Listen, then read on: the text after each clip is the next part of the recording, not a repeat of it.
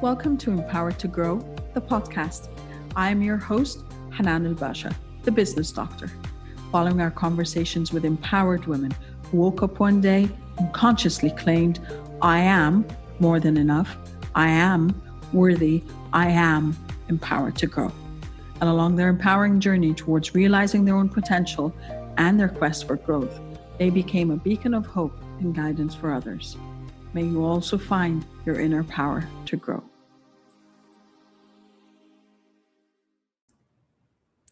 Hello again, everyone. Welcome to the Unchartered discussions of Empowered to Grow. I'm still with the beautiful Sally Sampson, and we've been talking and we've been sharing, we are resonating on so many levels.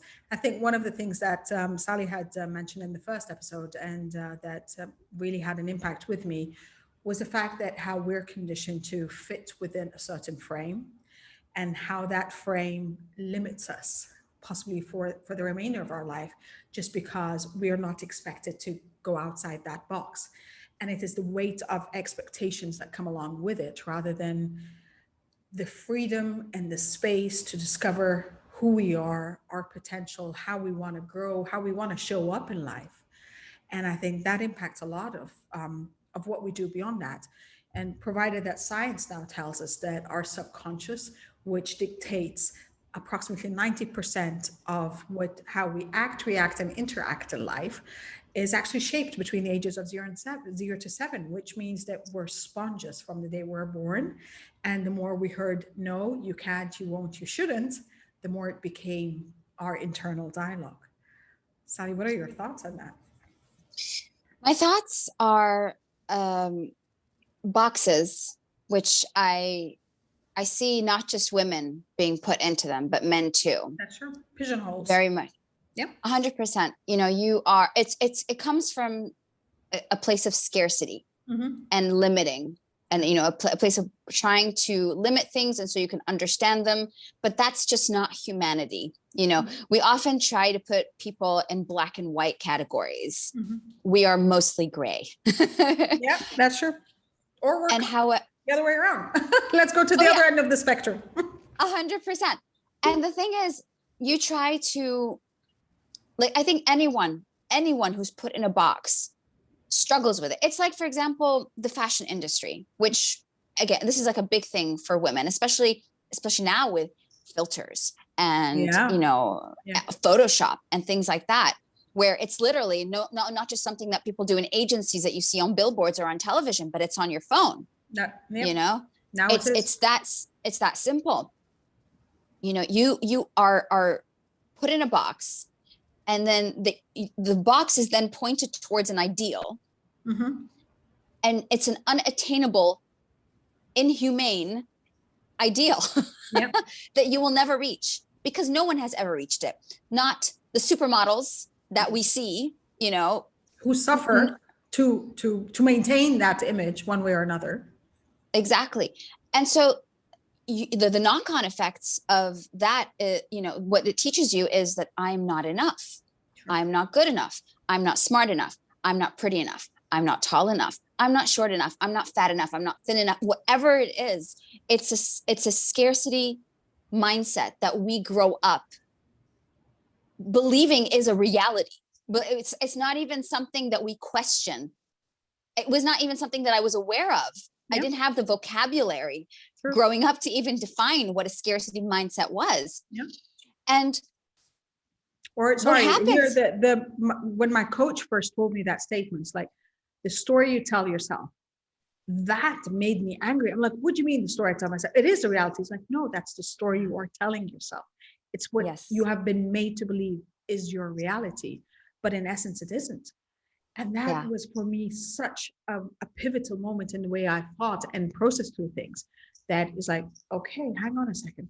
So what is my reality? And I think that is the point where you really start questioning a lot of what has been, how you have been conditioned. Yeah, absolutely. For sure. Like the poison of it, for me, it's rooted in patriarchy. A lot of it is rooted in patriarchy, and it's just as harmful if we're talking about men and women. It's just as harmful to both, because patriarchy says girls are only good in a certain sphere. They are made to be pretty. They are made to be nice. They are not made to be loud. They are, all these things. Make yourself mild. Exactly. All that boring stuff, you just, and girls are a whole lot of sugar and spice. So that just does not work. Right. But also it's the same system that tells boys, you're not a man if you cry. You're not a man if you feel anything but anger, or, it's like, it's anger or just general boredom, or you're boasting to try to like outdo the other guy in front of you. I had more girls, I have more money, I have more cars, I have whatever it is. And it disconnects us from our humanity. Yes. And allows us, and it makes us believe that we are alone, and that we're not like the person who's next to us, who is suffering also, because they are also in a box. So my belief is that when you become aware of the box, like there is a part, like, okay, so roles, for example, like, being a mother, being a businesswoman, whatever, those roles are great. Like we can say, I am a mother, I am a business person, I'm a daughter, I'm whatever. But we always have to remember, but I am more than that. Yes. I am not just that, because all those things can be taken away. Mm-hmm. You could lose your job tomorrow. You could lose, your identity as a daughter or as a mother. It happens. It's tragic and it's horrible, but it happens. Yes. And what happens to people who wrap themselves up in one thing, when that goes, because it's the nature of life, they get lost, because now they don't know who they are. Yes, in the absence of that thing. And so my biggest discovery as an adult in my 30s now, because I floundered big time. We all did. Yeah, like big time. And I really believed a lot of things about myself. Like I had a lot of like audacious beliefs about my capabilities, but I had a lot of limiting beliefs about my worth as a person. Sure. And they can coexist, by the way. Yes. Like and so contradict. And actually they're like polar forces, bipolar. Is it polar or bipolar forces? But they kind of, they go against each other at times. It's like, oh, I want to do this, but I can't. And I agree, because like for me a year ago, because as I told you, I'm processing through a lot of my limiting beliefs. I'm processing through a lot of my, child wounds and any traumas of any level that I had. And I realized that I had this voice at the back of my head for, 40 plus years. It was like, who do you think you are? And it was every time I had an audacious dream, every time I wanted to challenge the box, I wanted to push beyond the glass ceiling, this voice would get me, like, I'd be excited and I'd be all kind of getting the stamina. And then this voice would ring in my head and I'd find myself stopping. I don't know why, I don't know how, I just stopped until I realized there is that voice. Who do you think you are? Mm-hmm. And it's so yes, it's all about this and that and how they clash in the middle. But that's a beautiful thing. Once you start recognizing that they're there, then you're becoming conscious of them. And then you start kind of trying to tame the beast on one side. Yeah. And understanding the steps, that there are steps towards audacious dreams that you can take on the other end. And breaking down those walls. Like you have to be the person to literally tear, because even if the walls, someone put the foundation there for you, over the years, you've added bricks to those walls around yourself. That's true. And so it's realizing that, I built this. This is also a prison of my own making. Mm-hmm. So I have to be the person to take ownership and tear down these prisons as well. Yes. And it's that literally it's a conscious observation of self that allows you then to tear it down like one brick at a time. And it may take years, it may take a lifetime to uncondition yourself or recondition yourself into something more positive. But that is so essential to evolution, to fulfillment, to joy, because when you realize it's virtual reality, man. Like Yeah. everything that happens in here, Yeah. it's just here. It's the story I'm telling myself.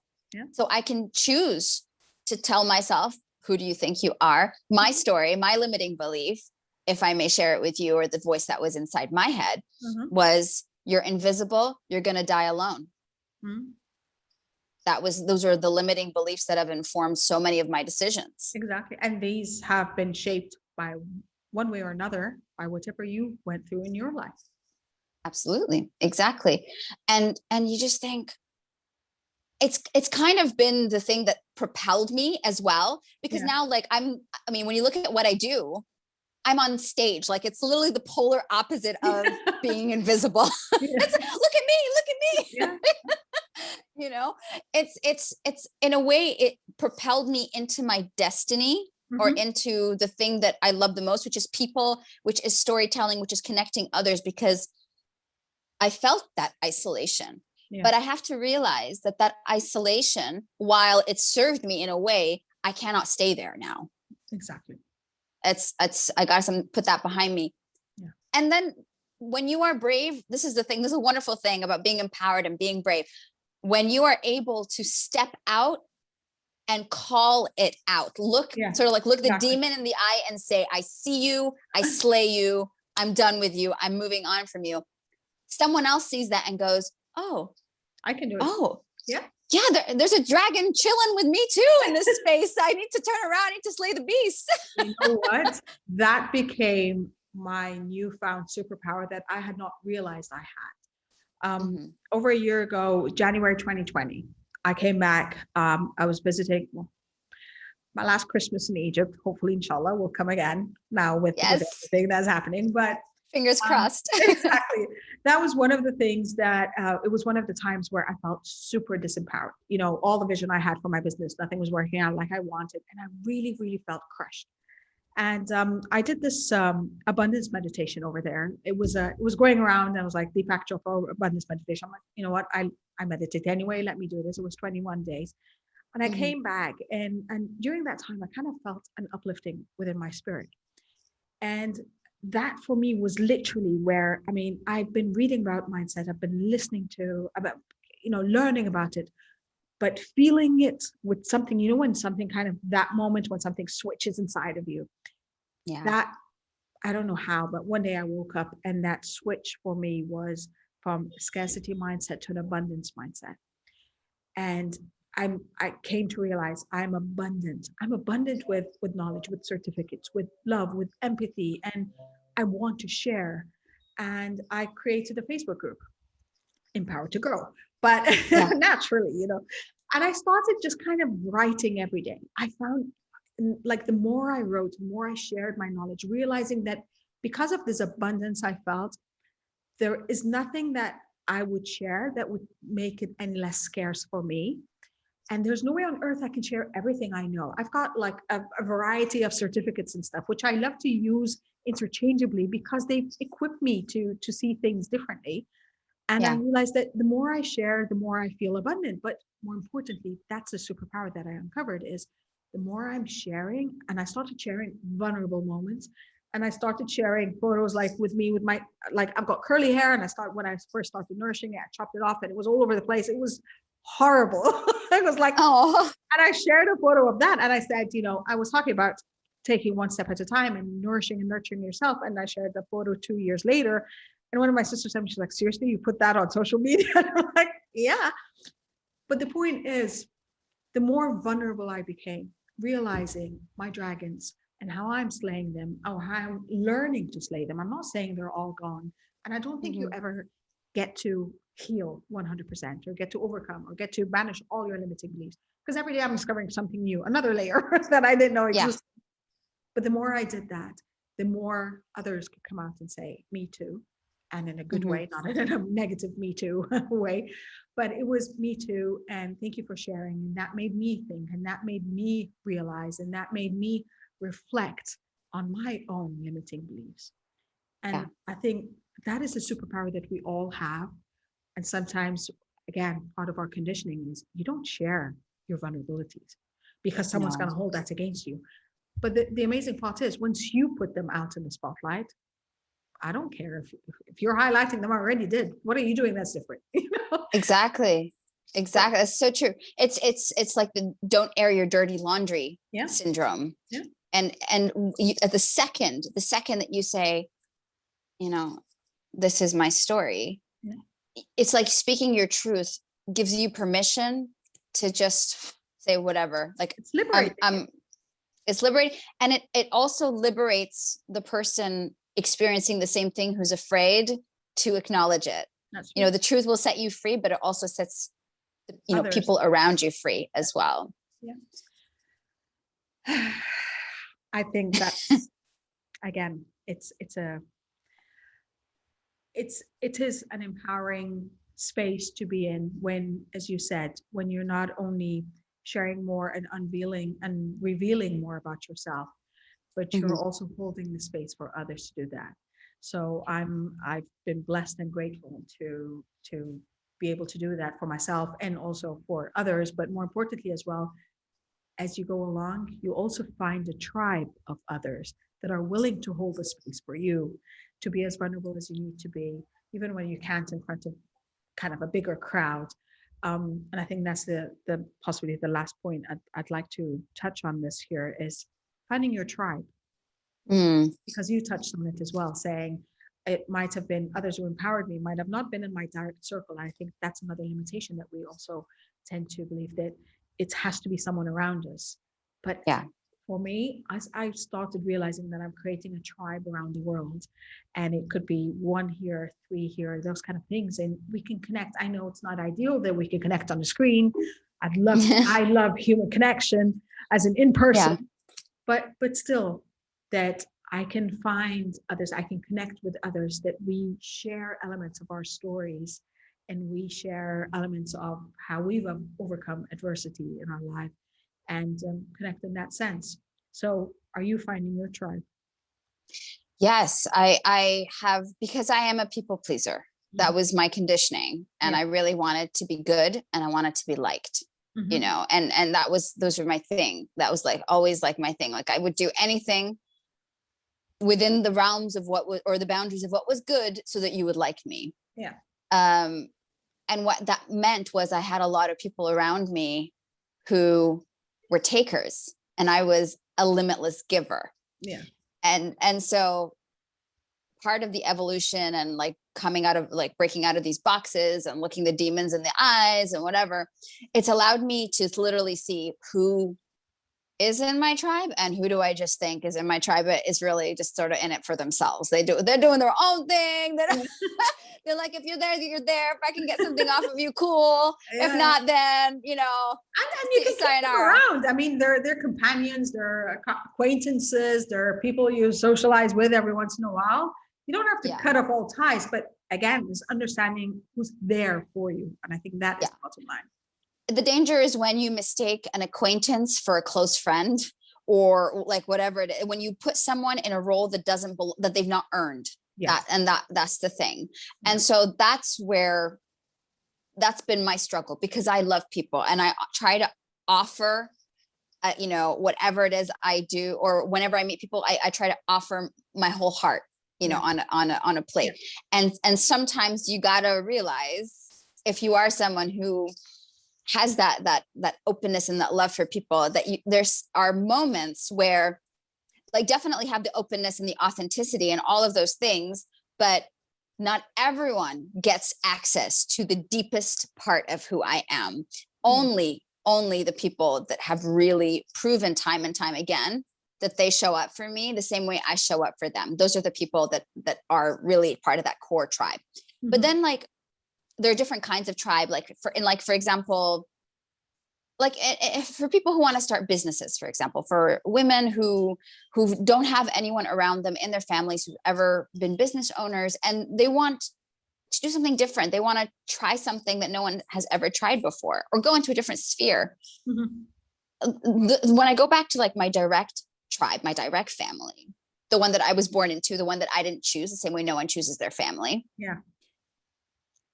There's a moment where you outgrow that. That's true. And it's not that they don't love you. It's not that they have not done everything that they can to make you a better person than they were. Like that was always my parents' dream. Like, I want to make you better. I want to make you, which I love.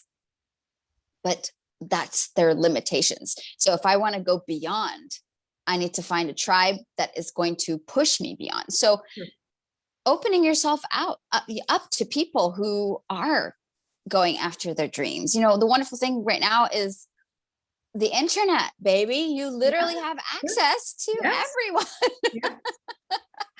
And I know we keep talking of the negativity of it, but look at the blessings. I actually, speaking of that, I wrote a post about that last night. I attended Clubhouse, a room for a whole hour, which was a conversation with Azza Fahmy and her daughter. Oh, wow. And it was the best hours I have invested in a very long time. It's just listening to this lady who inspires me. Like, I'm really inspired by her and her journey, everything. And again, people fail to remember that she's been doing this for 50 years to get to where she is today. Yeah. But it's fascinating. And it is, you get to choose, again, there's a choice. You get to choose how to utilize the tools that are available to us. You can be scrolling all day and all night, or you can be following people you are inspired by. You get to connect with people that align with you. You get to be inspired by in like real time people now on Clubhouse and things like that. As like, these are the kind of choices. It's the scarcity versus abundance mindset, where I can look around and the story that I'm telling myself is, I don't have anyone that can help me. Yes. Or you could say, how can I get myself in the room or in proximity to people who have the same hopes and dreams as me. Exactly. So I'm not saying it's impossible, I'm never going to get there. It's, what do I have to do? What's the strategy that I need to take to get to those people who are like-minded, to challenge me, that we'll be able to have that push and pull between us so that we both do better and get better. So it is literally just becoming aware of, like, what am I saying? Oh, okay, so this is not serving me. Let me switch tactics and go for this, and see how that because it'll draw people in. Then that will draw people in. One of the ways that you and I connected was a change in strategy on my part, where I thought, okay, I'm starting a business. Yes. I'm going to reach out to the awesome people who have done it before me. And I don't know who's gonna. I'm gonna cast my net. I don't know who I'm gonna catch. Yeah, exactly. But that's it. And then it just takes, again, it takes a decision. And as you said, it's also related to the fixed versus the growth mindset. The fixed mindset says, I can't do it. I don't have. It's just looking at your limitations again. The growth mindset says, how can I do it? Yes. And that is it. And in that sense, then you switch on. I think what the growth mindset does for us is kind of switches on the creative side of our thinking, of saying, okay, now I need to think of value. What's my value proposition? If I'm to get close to you, what do I have to offer you? Because again, it's a give and take. Yeah. It's not a relationship. Exactly. It's a relationship. Symbiotic relationship that where we're feeding off each other. I have something to offer, but understanding again, back again to the basics of who am I, what do I have to offer, what value am I adding, and what's my mission in life. And I don't think you don't have to figure it out right away. I've kind of switched and tweaked and did a lot of things over the past few years of who do I want to serve, what do I bring to the table, how do I want to package this, and it is a growth. And more importantly, I think the last point, and I think you would relate on this level as well, is you're not expected to do it alone.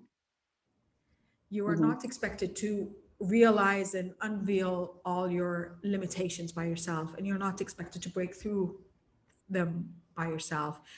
But we do have, again, the internet, and the beauty of it is there are certified professional people across the globe who can support us.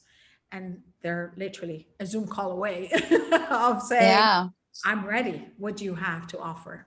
And check it out for yourself and see where you're feeling the synergy and where you're feeling the energy and where you can connect and where you can value.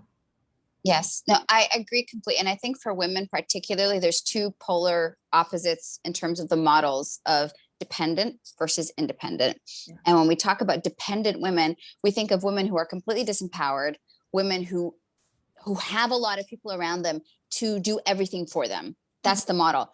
And when we talk about I'm an independent woman, I do this, I do that, the wrong association is that independent equals alone. Yes. Independent does not mean alone. Independent means empowered. Independent means I'm able to take care of myself. And if everyone leaves me, Yes. I'm not going to crumble and fall apart. I've created my own ecosystem to sustain myself. Exactly. But I need people because I'm still a person. Exactly. I want, and we're social animals, and we're dependent on each other one way or another. Exactly. So I'm very against this, like, independent equals alone, because this has been my own personal demon also. And the other end of the spectrum is dependent does not necessarily equal helpless. Mm-hmm. It just means, you are, again, it's just a different format. But a dependent could become very independent if needs be. But for now, that's, whether it's by choice or by offering, whatever it is. So. And a dependent person can also be very lonely. Yes. It's not necessarily, it could be incredibly isolating to feel like you have no backbone to be able to, if, for a lot of women who don't make their own money, or who don't know what's, if their husbands, for example, aren't there, they can't even open the door and pay an electricity bill, or let in a plumber to, like, fix a sink that's leaking. Like, this idea of, like, complete dependence, it can make you feel like you are very small in a very big world. So it doesn't equal a lot of people around you to help you, because you are, you need to be taken care of. Like, it's this really interesting dynamic that and association and assumption that we have around these certain archetypes, which are far from reality. Yes, far from the reality. I think the bottom line here, and I think this could be the point we close with, is we need more empathy towards ourselves and towards one another. We are yearning for compassion again towards ourselves and towards others, and I believe each of us can hold the space for ourselves and for others. And maybe these are the fundamental blocks of what being empowered to grow could be. I could not agree more. I think compassion it has to start with yourself first. Yeah. And this is something that is hard for a lot of women to accept. A lot of Middle Eastern women, especially, have been taught that to be a good wife, a good mother, a good person is to deny yourself totally. This is the perfect recipe for a very broken, resentful woman 20, 30 years down the line. And so when you're able to set boundaries and standards for yourself and take care of yourself and offer that compassion and not be so hard on yourself when you mess up, because we all mess up, then I find that, your cup will run over and you will be able to offer to other people the amount of love and generosity and compassion that you in the beginning wanted to offer them. That was always your intention. But it's like being on a plane. You got to put the oxygen mask on yourself first before you offer it to your child or to whoever it is that's sitting next to you. So very, very well put, Hanan, 100%. And you just summed it up beautifully, because I use that metaphor all the time as well. The oxygen. Yes. With that, I want to thank you again. This has been delightful conversation, and I know that it's the first of many, and I can't wait to have a lot more with you. It's been my absolute pleasure, and I cannot wait to have more of these chats with you and to see where this takes us. I'm sure we have so much more to touch upon. I hope we do down the line. Exactly. We will, inshallah. Well, again, I think put your oxygen mask on first. You deserve it. You've earned it. And you're definitely going to be much better off for yourself and for others once you do. Thank you for joining us again tonight. Love, abundance, and prosperity to you all. Bye. Thank you for listening to the Empowered to Grow podcast. For further engagement with a tribe of empowered women, join my Facebook group, Empowered to Grow, or visit my website, www.hananulbasha.com. I'll catch you on the next episode. And until then, know that empowered you empowers others. Love, abundance, and prosperity to you all.